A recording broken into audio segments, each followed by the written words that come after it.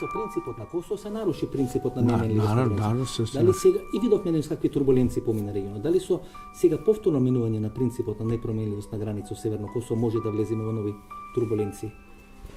Mi sad možemo pričati šta god. Ako su oni narušili princip nepovredivosti granica Srbije, može i Srbija da naruši princip nepovredivosti granica Kosova. Резолуција 1244 Da. вели дека Косово не може да биде независна држава. Jeste. Косовскиот устав вели дека Косово не сме да има своја армија. Да. Официјална војска таму е војската на КФОР. Da. И ние гледаме дека се што е ставено на хартија не вреди ни пет. Ne vredi, naravno. Vredi samo sila, zakon jačega. Ako ste jači, onda ste u pravu.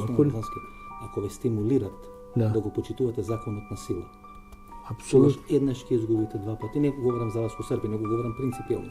Три пати ќе изгубите, четврти пат треба да сте будала да изгубите. Ако вреди законот на сила, тогаш и вие ќе треба со сила. Или ние ќе треба со сила.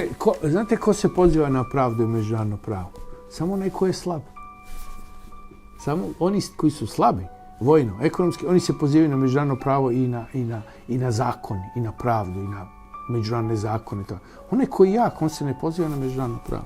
Međunarodno pravo danas vredi samo između približno jakih, jednakih, približno, i ekonomski i vojno država.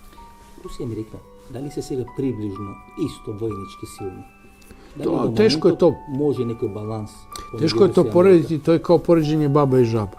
Znači, Rusi su jači u raketama interkontinentalnim, jači su u tenkovima, jači su u artiljeriji, jači su u pešadi. Amerikanci su jači u mornarici i avijaci. To može li da dođe? Putin imaše jedno obraćanje.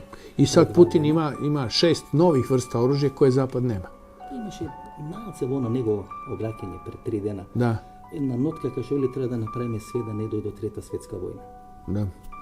Тоа морам да признам дека малку некоја тескоба ми направи, дека ако еден од големите лидери во светот вели дека треба да направиме све да не дојде до трета светска војна, значи ние сме на чекор до трета светска војна, никој не би зборел за тоа. Da vam kažem, velika kubanska raketna kriza u vreme Hruščova i Kennedy odlučivali su sati da ne dođe do trećeg svjetskog rata.